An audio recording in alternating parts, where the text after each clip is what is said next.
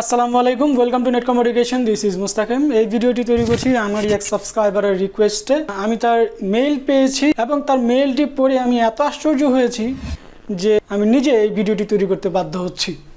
তিনি সিডনিতে পড়াশোনা করছেন এবং তার বয়স হচ্ছে 39 বছর। তার নামটা আমি মেনশন করছি না। তিনি নাকি আমার ভিডিও দেখে ইন্সপায়ার্ড হচ্ছেন এবং আমার ভিডিওগুলি দেখছেন এবং বোঝার চেষ্টা করছেন এবং আমাকে রিকোয়েস্ট করছেন আরও অনেক ভিডিও তৈরি করতে।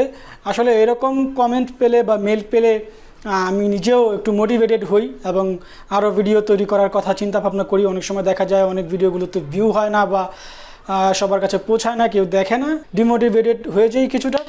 বাট আপনাদের মতো কিছু মানুষের কমেন্ট বা মেল পেয়ে আসলেই খুব ভালো লাগে।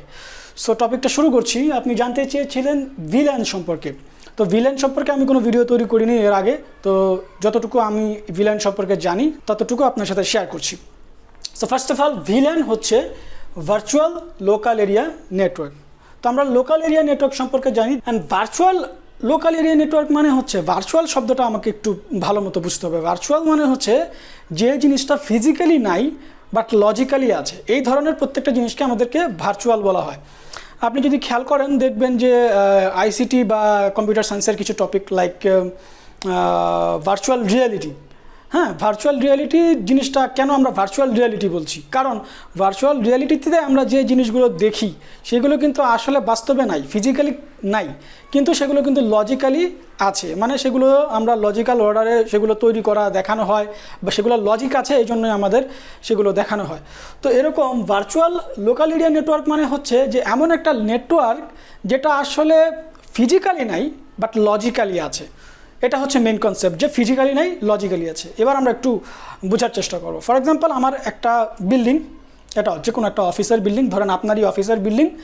এই বিল্ডিংয়ে প্রত্যেকটা ফ্লোরে আপনার হচ্ছে 2টা করে কম্পিউটার আছে। হ্যাঁ, তো এখন ধরেন এই কম্পিউটার আর এই কম্পিউটার, এই 3টা কম্পিউটারে এক টাইপের কাজ করা হচ্ছে।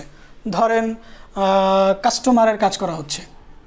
কাস্টমার মানে এই 3টা কম্পিউটার কাস্টমারকে সার্ভিস দিচ্ছে।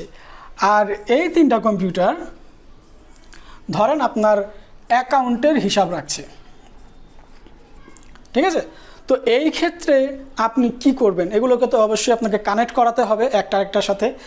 তো একটা উপায় হচ্ছে যে আপনি এই 2টা কম্পিউটারকে উপরে নিয়ে আসেন, অথবা এই সিমিলার কম্পিউটারগুলোকে একসাথে নিয়ে আসেন। কিন্তু আপনি দেখতে পাচ্ছেন প্রত্যেকটা তলাতে আপনি 2টা করে কম্পিউটার নিতে পারবেন, এরকম সিচুয়েশন হতে পারে। তো এই ক্ষেত্রে আপনার এই যে চিন্তাভাবনাটা, এটা হবে না, বাস্তবায়ন করা সম্ভব হবে না।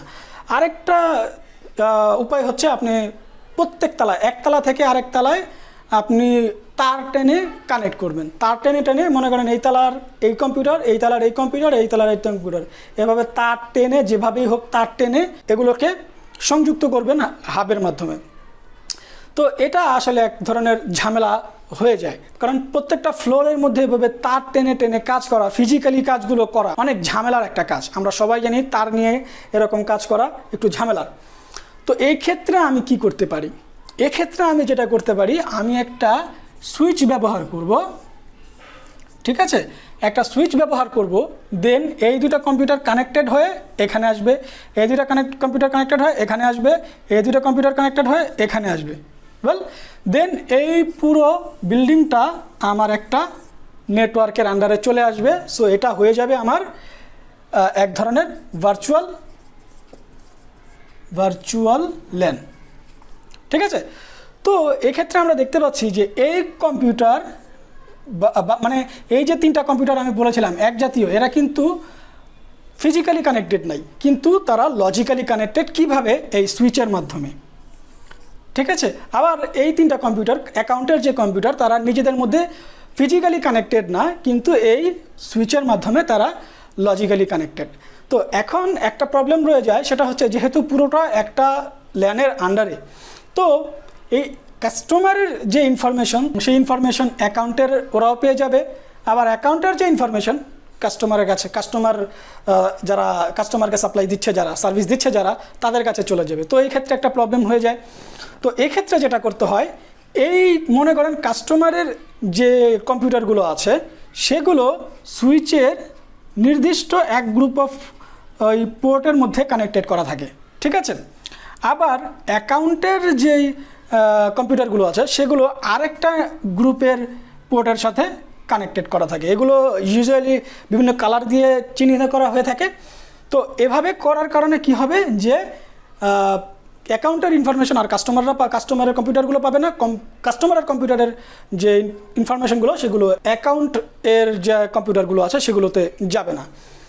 তো এক্ষেত্রে এই সুইচ কেন ব্যবহার করছে, আমি যে বারবার বলছি সুইচটা কেন ব্যবহার করা হচ্ছে? সুইচ ব্যবহার করা হচ্ছে এই জন্য যে সুইচ হচ্ছে এক ধরনের ইন্টেলিজেন্ট ডিভাইস। আমরা হাব আর সুইচের মধ্যে পার্থক্যটা সবাই জানি আশা করি, যে হাবের মধ্যে প্রবলেমটা হচ্ছে হাবে যে ইনফরমেশনটা আসে সেটা সবাইকে ডিস্ট্রিবিউট করা দেয়, কিন্তু সুইচের মধ্যে একটা এমন ক্যাপাবিলিটি দেওয়া হয়েছে যে তার কাছে যে ইনফরমেশন আসবে সে পার্টিকুলার কোনো ডেস্টিনেশনে সেটা পৌঁছাতে পারবে। তার একটা চিন্তা করার ক্ষমতা এখানে দেওয়া হয়েছে যে আমি একে একে একে একে পাঠাতে পারবো। সো এই জন্য এখানে সুইচ ব্যবহার করা হচ্ছে এবং এই গ্রুপগুলোকে সে পার্টিশন করে ফেলছে। সো আমাদের এই ভার্চুয়াল ল্যান ইউজ করার মেন উদ্দেশ্য হচ্ছে এই পার্টিশন করা, যে আমি নির্দিষ্ট ইনফরমেশন নির্দিষ্ট ডেস্টিনেশনের কাছে পৌঁছে দেব, যাতে করে আমাকে ফিজিক্যালি কোনো ঝামেলা না পোহাতে হয় এবং আমি যেটা চাচ্ছি সেটা যেন লজিক্যালি করতে পারি।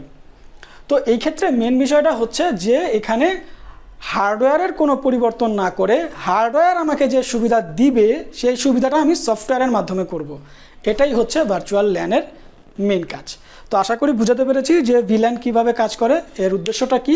আপনি যদি আরও জানতে চান তাহলে আমার ডেসক্রিপশন বক্সে দেখেন, আমি অনেক রকমের ইনফরমেশন বিভিন্ন জায়গা থেকে কালেক্ট করেছি, সেগুলো ডেসক্রিপশন বক্সে আপনি যদি একটু রিডিং পড়েন তাহলে পেয়ে যাবেন এবং আশা করি আপনি আরও ভালো দক্ষতা অর্জন করতে পারবেন এই টপিক সম্পর্কে।